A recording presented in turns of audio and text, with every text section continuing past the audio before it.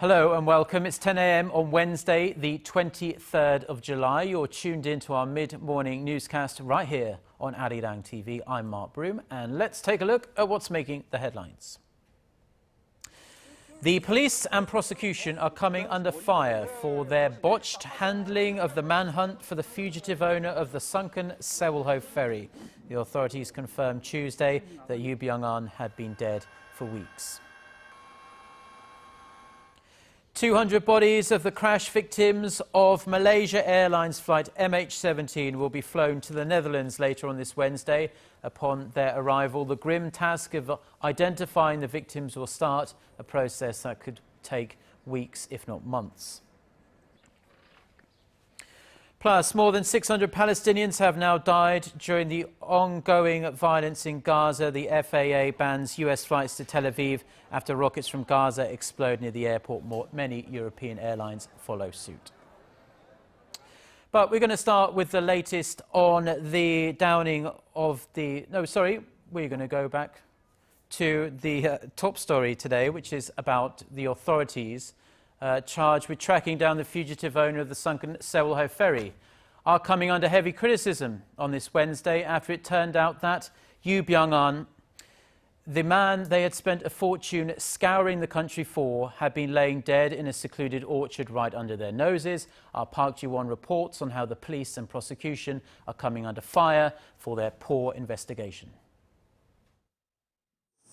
Yoo Byung-eun's body was first brought to the attention of police in Korea's southwestern city of Suncheon on June 12th. The location is critical as this was the last place the 73-year-old fugitive was seen alive at the end of May. The city and its surrounding areas had been the focal point of the manhunt, but despite this, police failed to consider the body might be that of Yoo Byung-eun. Police say they couldn't make the seemingly simple connection because the body had already severely decomposed and it was proving hard to recover fingerprints. It doesn't stop there, however, as there are other factors adding to the criticism that the police wasted precious time and resources searching for a dead man. The body was wearing an expensive Italian jacket and had a cloth bag with the phrase "Love Like a Dream" stitched on it, which is the title of Yoo's book. Since the identity of the body was confirmed to be Yoo, the head of the local police station, which first received word about the body, has been relieved of his duties. Prosecutor General Kim Jin-tae has also ordered an investigation into why it took nearly 40 days to confirm Yoo's identity and on whether there were any problems in the process. The lack of police-prosecutor coordination is also coming in for criticism. Prosecutors reissued an arrest warrant for Yoo on Monday after the precious 6-month warrant expired. However, it wasn't until Tuesday that the news broke out that the police found the body, meaning prosecutors didn't know about its existence until Monday. Meanwhile, the nation's financial authority has begun proceedings to impose massive penalties against several financial institutions and dozens of executives and company officials who had granted bad loans to the Yoo family or his ailing companies. The Financial Supervisory Service has just completed its special investigation on some 30 institutions, and the penalties will be dished out in the fall. Park Ji-won, ARIRANG News. Now, the hunt for the billionaire ferry owner spanned well over 2 months, and although authorities had some promising leads at points of the investigation, Yoo Byung-eun always managed to stay one step ahead of the authorities until his death, at least. Our Connie Kim reports. 5 days after the Sewol-ho ferry sinks in waters southwest of Korea, the prosecution launches a special investigation into the Yoo family, which owns Cheongjin Marine Company, the operator of the ferry. After 73-year-old Yoo Byung-eun fails to appear in court for questioning on May 16th, the prosecution requests an arrest warrant on charges of embezzlement, tax evasion, and raising illegal offshore funds. On May 21st, authorities enter a religious compound where Yoo Byung-eun is believed to be hiding. However, police exit the 230,000 square meter compound empty-handed. One day later, the police put up a 50 million won reward, or about $50,000, for information that leads to the capture of Yoo. The bounty is later raised to nearly $500,000. On May 25th, police raid Yoo's villa, where officials find traces of the ferry owner having stayed there. Police seem to be moving closer to tracking down the ferry owner in the following days. They find a car presumed to belong to Yoo Byung-eun in Jeollabuk-do province. Early the next month, the business tycoon reportedly asked for asylum in France and the Philippines, but the prosecution says the requests were rejected. On Monday of this week, the prosecution once again issues an arrest warrant for the fugitive owner of the sunken Sewol-ho. He's evaded arrest for nearly 2 months at this point. Then one day later on Tuesday, it's confirmed that a body found in a plum field in Korea's southwestern city of Suncheon last month is Yoo Byung-eun. More than 1 million police officers were involved in the manhunt for the billionaire owner of the Sewol-ho ferry, but in the end, they come up empty-handed. Connie Kim, ARIRANG News. Now, we had the Sewol-ho ferry disaster a few months ago, and there's been another accident that adds to the unease and lack of confidence in Korea's travel and tourism industry. Two passenger trains collided early Tuesday evening on Korea's east coast, killing one passenger and injuring more than 90 others. Korail, the nation's railroad operator, says a tourist train collided with a passenger train between Taebaek Station and Mungok Station in Taebaek, Gangwon-do province. This about 270 kilometers east of Seoul on the east coast. And 4 of those hurt in the accident are being treated for serious injuries. Most of the rest were able to go home after a short stay in the hospital. Reports say the tourist train failed to heed a stop signal before crashing into the waiting locomotive. Investigators are still determining who is at fault.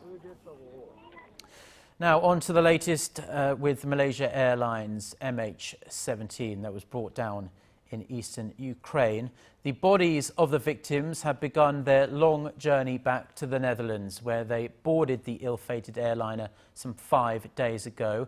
A train carrying the bodies from the crash site in rebel-held eastern Ukraine arrived in the Ukrainian city of Kharkiv on Tuesday. Upon their arrival in the Dutch city of Eindhoven on Wednesday, the bodies will be identified and repatriated. The Netherlands, which lost so many on that flight, will mark Wednesday as a day of national mourning. Meanwhile, in the world of diplomacy, in Brussels on Tuesday, EU foreign ministers discussed what to do about the crisis in a solemn meeting that was, of course, dominated by the crash of MH17. They again discussed sanctions against Russia, talking about them, but they said they wouldn't impose them unless Moscow swiftly acts to resolve issues with pro-Russian rebels who are believed to have shot down that passenger jet. Now, the United States plans to spend nearly $6 billion over the next 5 years on expanding its missile defense capability. In a report released Tuesday, the U.S. Congressional Budget Office said the 5-year budget of $5.8 billion includes costs for research, development and maintenance of the Missile Defense Agency's ground-based mid-course defense program. This program is designed to fend off ballistic missile threats from North Korea and Iran, and follows a series of recent missile launches by Pyongyang. This report was made at the request of Senator Jeff Sessions. Now, the president of Japan's public broadcaster, NHK, has once again made some rather controversial comments about wartime sex slavery. In an interview with Japan's Kyodo news agency on Tuesday, Katsuto Momimi reiterated that every country at war had their own system of sex slavery. He said this is his personal view and it is not something that can be easily changed. In January, the Japanese broadcast chief said the practice, while considered wrong under today's values, was common in every country during the war, and those comments at that time were widely slammed inside and outside of Japan due to concerns it might affect NHK's production direction. Regarding such concerns, though, he said that his views would not be reflected in NHK's output.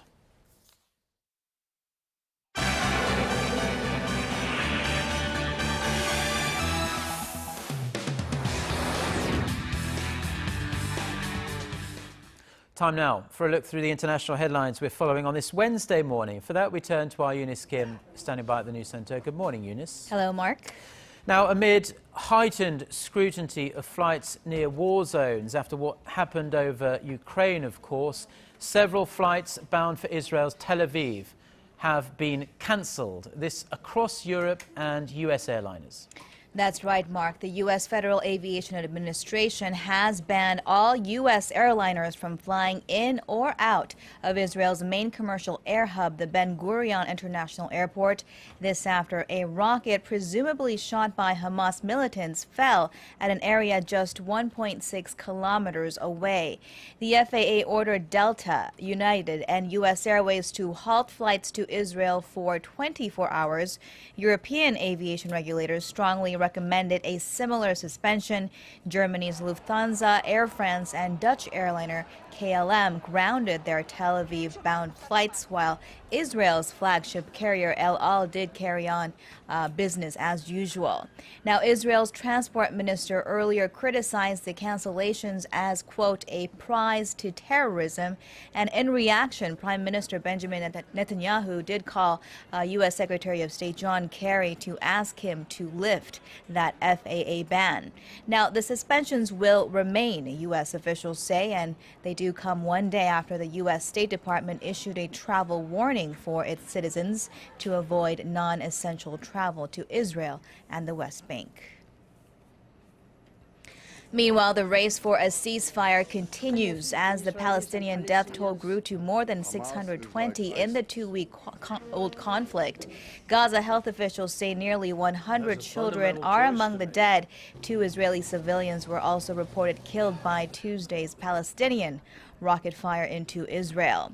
UN Secretary General Ban Ki-moon met with the Palestinian Prime Minister in Ramallah after urging Israel to exercise restraint in his meeting with Prime Minister Netanyahu. U.S. Secretary of State John Kerry held talks late into the night with the Egyptian Foreign Minister on Tuesday. In a press conference, he called the Egyptian initiative the framework to end the violence, and that he hoped to get to peace as soon as possible for the sake of thousands of innocent families whose lives have been shaken and destroyed by this conflict. We'll move on to China now, where its latest food scandal has widened to include more American companies, as tainted meats from the same supplier were said to have been sent to Japan. The case first surfaced when it was found that Shanghai Husi Food Company had supplied expired meat to McDonald's and KFC. Their parent brand apologized to Chinese consumers Monday, but by Tuesday, Starbucks said some of its coffee shops had sold food products using chicken sourced from the U.S.-owned Chinese food supplier, which had been shut down by regulators Sunday following a TV report showing staff using expired meat. Now, a Tokyo-based spokesman at Japan's McDonald's Holdings Company said about 20% of its chicken McNuggets was sourced from the same troubled company, and that they had stopped selling that product on Monday. Finally, a pair of U.S. appeals courts have handed down conflicting rulings on President Barack Obama's signature health care law in the U.S. The case has addressed key IRS-funded subsidies of Obamacare for low- and middle-income earners under the Patient Protection and Affordable Care Act. The plaintiff had argued they were injured by IRS actions that incurred additional taxes for employers. The decisions aren't expected to have an immediate impact, though, as they are open to appeal. Said that a team of South Korean... Get connected to Korea and the world. Join us every weekday for the latest developments out of Korea, Asia, and beyond. On air, on your mobile, and online, we lead the way every day. ARIRANG News. To try and resolve the crisis in Ukraine, the European Union also offers 15 billion.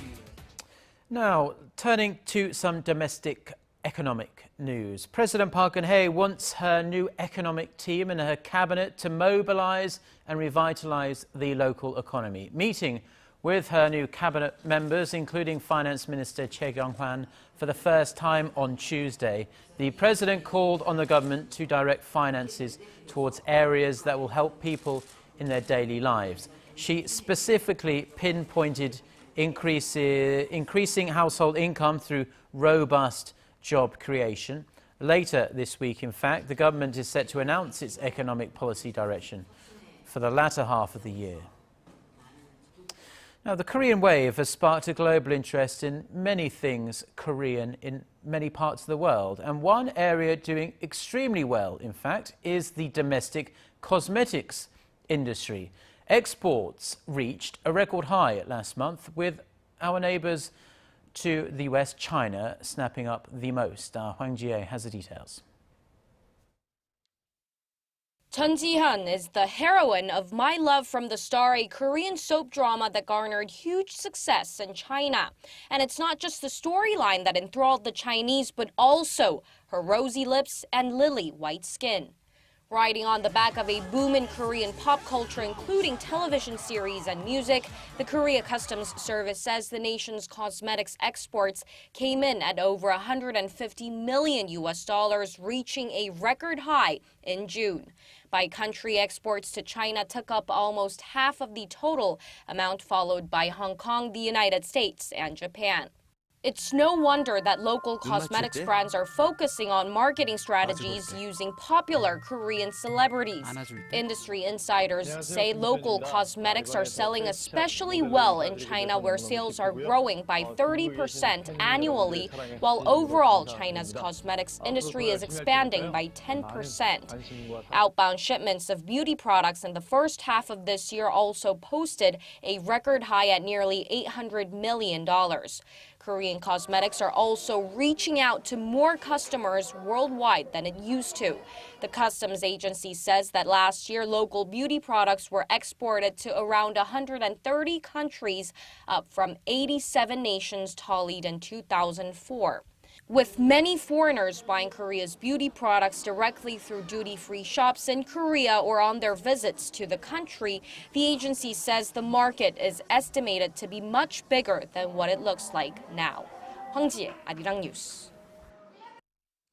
Korea's leading mobile messaging service, KakaoTalk, is diving headfirst into the mobile banking business when the firm's latest service launches, probably sometime in the fall, around September. Kakao users will be able to send a small amount of money, well, a reasonably small amount of money, around $100 to friends or family or whoever they like at the push of a button. Kim Min-ji reports. Boasting more than 30 million subscribers in Korea, KakaoTalk is aiming to keep user numbers up by entering the banking business. It plans to expand in services to allow for money transfers as soon as this September. Users will first have to download an application called Bank Wallet Kakao. After going through a verification process, the user will be required to register their bank account details and set a password. After creating a virtual account and linking it to an actual banking account, people will be able to use these accounts with around $500 of balance and transfer up to $97 each day. The company has joined up with more than a dozen commercial banks and the Korea Financial Telecommunications and Clearings Institute to offer the service. Korea's financial regulator is currently looking into the companies to see if they meet security standards. It comes amid concerns of possible breaches, from the hacking of passwords and personal data to the theft of authentication certificates. The transactions are regulated by participating banks or financial institutions. Kakao just offers a platform and sends messages to users when a transaction is made. It does not interfere with financial data. We have also analyzed potential attacks by hackers and have blocked it in advance. This is joining the global trend set by major players such as Facebook and Amazon. Now it remains to be seen whether KakaoTalk banking will garner enough success to change the banking landscape in Korea. Kim Min-ji, ARIRANG News.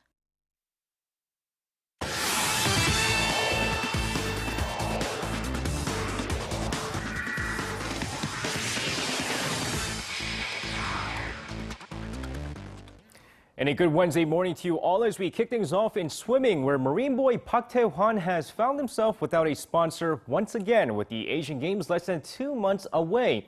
Now, the 25-year-old who recently earned a ticket to 6 swimming events in Incheon no longer has a sponsor after his previous sponsor, SJR, an online education company, failed to renew his sponsorship. And according to several reports, Park Tae-hwan requires roughly $70,000 per month training in Australia. But of course, with his recent success in the national team trials, don't be surprised if he gets a major sponsorship deal real soon. And now moving over to the South Korean national football team, the KFA is still looking for a new head coach to at least lead the team in the upcoming Asian Cup in Australia. And according to several reports, some big names are in the final list of candidates. And according to Scotland's The Scotsman, former Celtic FC head coach Neil Lennon tops the final list of candidates that the KFA is currently looking into. Of course, Lennon has previously coached Ki Sung-young in the past and is regarded as one of the better head coaches. Meanwhile, other big names reported to be in the final list are former Barcelona head coach Frank Rijkaard, former Fulham head coach Martin Jol, and former Costa Rica head coach Jorge Pinto. And now over to fencing, where the South Korean men's saber team finished with a silver medal at the 2014 World Fencing Championship in Kazan, Russia, after falling short against Germany 45-41 in the finals. Now, despite the loss, the silver medal finish is the best finish yet for the men's saber team. And now with that, shifting over to the majors, where LA Dodgers lefty Yoo Byung-eun won his first game after the All-Star break after his team beat the Pittsburgh Pirates 5-2. Now bounced back after a terrible start against the Detroit Tigers before the All-Star break. The hefty lefty tosses 7 innings of gem, giving up just 5 hits and 2 earned runs while striking out 5. Now he improves his record to 11-5, also lowering his ERA to 3.39. And now finishing things off, the second half of the 2014 KBO season kicked off on Tuesday as the Kia Tigers beat the LG Twins 5-3 and the Hanwha Eagles on fire, beating the NC Dinos 12-11 in an epic extra inning game. And the Tucson Bears and the SK Wyverns were called off due to rain just after 2 innings. Meanwhile, let's take a look at the first place Samsung Lions take on the Lotte Giants. And right off the bat in the first inning, Choi Tae-in with an RBI single to left, giving the Samsung Lions the 1-0 lead before Park Sung-min continues his hot bat with a 2-run shot to deep left field, giving Samsung the early 3-0 lead. But here come the Lotte Giants in the second inning. Hwang Jae-gyun with an RBI double to left field makes it 3-1 before Yong-do Kwon singles home Park Jong-eun to make it 3-2. But we shift over to the 5th inning of the game. Here's Park Sung-min once again, this time deep to center field. Back, gone. A 2-run shot, is second of the night as he helps the Samsung Lions hold on to win this one 5-3, your final score. And that's going to wrap it up for me. This has been SJ. Have a great rest of the day and see you guys again for your sports needs.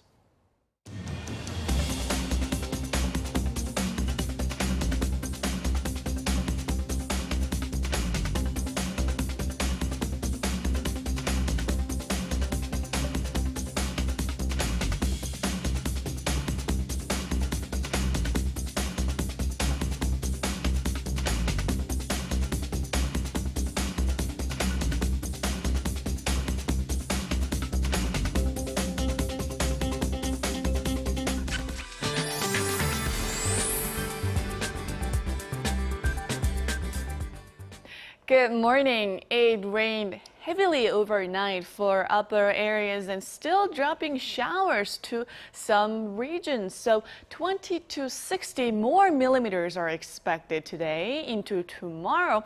Though rain has been tapering off compared to this morning and stopped for now here in Seoul, but it's going to rain again in the afternoon. And as of 10 a.m., heavy rain advisory was issued in some parts of Gyeonggi-do and Chungcheongnam-do province, but the main weather term for down south is heat wave. As we can see, heat wave advisory is still in effect for people down south. So you can expect to have another scorching day with mercury level hovering low to mid 30s. So again, get ready for another hot day today. But rain in Seoul and the surrounding areas will bring somewhat cool readings today. So let's take a closer look at those numbers. The high in Seoul will rise to 27, while Daegu will climb to 35. Gwangju and Busan will have a daily highs of 33 and 30 respectively. And for other regions, it seems like Jeju Island and Daejeon should see highs of 30. Dokdo should rise to 27. Well, it's forecasted to rain nationwide tomorrow, so please be aware of that. And that's all for Korea. And here's the international weather for viewers around the world.